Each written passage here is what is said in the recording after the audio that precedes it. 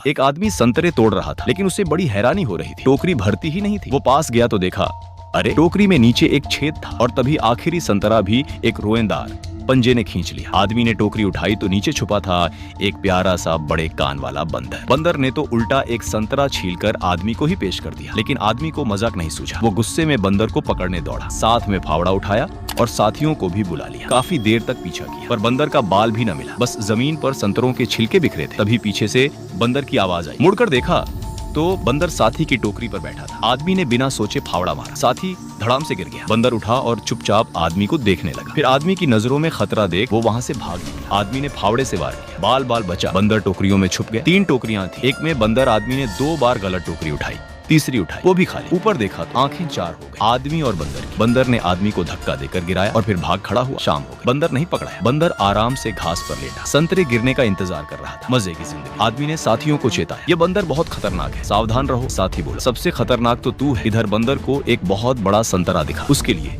ये तो जानलेवा लालच था। बिना सोचे दौड़ पड़ा और तभी आदमी साथियों के साथ आ गया पकड़ने की कोशिश की, पर थोड़ा चूक गया। तभी बवंडर आ गया। आदमी ने त्रिशूल उठाया बंदर को मारने के लिए, पर रस्सी टूट गई। बंदर बवंडर में उड़ गया। बंदर शहर में जा गिरा। साथ में संतरों की बारिश भी हुई। ठेले पर संतरे देखकर बंदर रुक न सका और दौड़ पड़ा। फिर गलती से लोंग परिवार के घर में घुस गया। कमरे में एक नारंगी रंग का हेलमेट दिखा। बंदर समझा बड़ा संतरा है, चढ़कर तोड़ने लगा, गिर पड़ा। हेलमेट ने कई चक्कर लगवाए। फिर गलती से एक छुपा हुआ दरवाजा दब गया। कमरा तहस नहस हो गया। लाओ वांग घर लौटा, देखकर आग बबूला हो गया। सीधे बंदर को बाहर फेंक दिया। अगले दिन लाओ वांग की नींद खुली तो बंदर उसके बगल में बैठा था। लाओ वांग फिर भड़का, बाहर फेंकने चला। तभी दरवाजे पर अमीर औरत आ गई। वो बंदर को खरीदना चाहती थी, अपनी पोती के लिए पालतू जानवर बनाने को। दरअसल पोती ने पार्क में बंदर देखा था, पर पकड़ नहीं पाई थी। वांग ने साफ मना कर दिया, पर बंदर रखना भी नहीं चाहता था, इसलिए उसे चिड़ियाघर में दोस्त के पास छोड़ आया और अपनी बेटी बाव के घर चला गया। लेकिन बंदर पीछे पीछे आ गया। छोटे नाती के कमरे में घुस गया। हैरानी की बात, जो बच्चा हमेशा अकेला और चुप रहता था, उसने पहली बार बात की। पूरा परिवार खुशी से झूम उठा। लाओ वांग को बंदर की अहमियत समझ आई। उसने बंदर को घर में रखने का फैसला किया। घर आते ही बंदर ने अंगीठी तोड़, पर यह बंदर था भी कमाल का।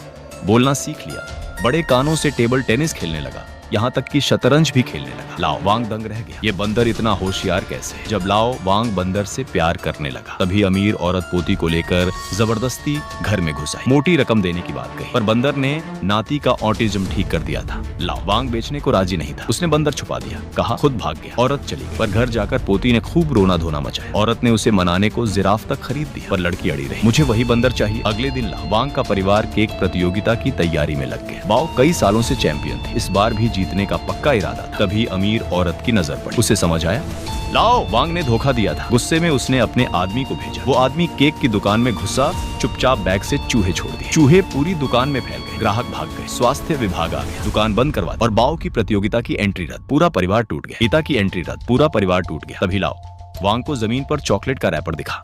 समझ गया ये अमीर औरत की करतूत है। वो औरत के पास गया। उसने सीधे कहा बंदर लाओ, एंट्री वापस मिलेगी। लाओ वांग बहुत दुखी हुआ, खुद को कोसता रहा। पूरी दोपहर बारिश में भीगता रहा। घर लौटा तो बंदर दौड़कर उसकी गोद में आ गया और माँ कहकर पुकारा। उस प्यारे चेहरे को देखकर वांग का दिल पिघल गया, पर बेटी के लिए आखिरकार बंदर को अमीर औरत को दे दिया। औरत ने वादा पूरा किया। बाव की एंट्री वापस मिली। बंदर बहुत दुखी था, समझ नहीं आया माँ ने मुझे क्यों छोड़ दिया। नई जगह पर मेज पर लजीज खाना था, 5 सितारा रसोइयां था, पर बंदर को कुछ नहीं चाहिए था, बस अपना लाओ वांग चाहिए। उधर लाओ वांग भी जैसे जीवन साथी खो बैठा, उदास और गुमसुम रहने लगा। सब मिलकर तय किया बंदर को वापस लाना होगा। अगले दिन सब वेश बदलकर अमीर औरत की कोठी में घुसे। काफी ढूंढा, बंदर नहीं मिला। तभी लाओ वांग ने देखा बंदर को छोटी लड़की जबरदस्ती गाड़ी में बिठा रही। लाओ वांग जिराफ की गर्दन से फिसलकर नीचे उतरा और गाड़ी के पीछे पीछे भाग पहुंचे। केक प्रतियोगिता के मैदान पर मौका देखकर वांग तंबू में घुसा, पर बंदर जाने को तैयार नहीं था। दिल टूटा हुआ था। लाओ वांग ने माफी मांगी, मैंने जानबूझकर नहीं किया। फिर उसने अपनी पुरानी कहानी सुनाई। 20 साल पहले उसकी पत्नी बर्फ पर फिसलकर गुजर गई। दुख में उसने बेटी को बहन के पास भेज दिया। बेटी समझी, बाप ने छोड़ दिया और 20 साल तक नाराज रही। इस बार भी बेटी उसकी वजह से मुसीबत में पड़ी, इसलिए वो बेटी का नुकसान पूरा करना चाहता था। बंदर समझ गया। लाओ वांग का दिल साफ था, उसने माफ कर दिया। वापस जाने की तैयारी थी, तभी नाती गायब। उधर अमीर औरत का आतिशबाजी रॉकेट छोड़ने का वक्त आ गया। बंदर ने देखा नाती रॉकेट के अंदर बैठा है।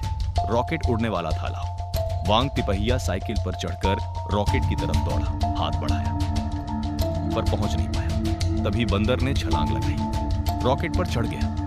दरवाजा खोला, बच्चे को बचाने चला और तभी रॉकेट में धमाका, सबने सोचा दोनों गए, पर तभी आसमान से कुछ नीचे आता दिखा। बंदर नाती को पीठ पर लादे उतर रहा था। दामाद ने कपड़ा लिया, सबने मिलकर फैलाया और दोनों सुरक्षित उतर गए। बच्चा माँ बाप की बाहों में समा गया। बंदर ने बच्चे की जान बचाई। लोगों ने तालियां बजाई। उस दिन के बाद बंदर लाओ वांग के परिवार का असली सदस्य बन गया। लाओ वांग को बेटी की माफी भी मिल गई और वो सब मिलकर खुशी खुशी जीने लगे। जिंदगी चाहे जितनी मुश्किल हो, अपने बच्चों को कभी मत छोड़ो, क्योंकि माँ बाप का साथ ही बच्चे के लिए सबसे बड़ा प्यार है। कहानी समाप्त।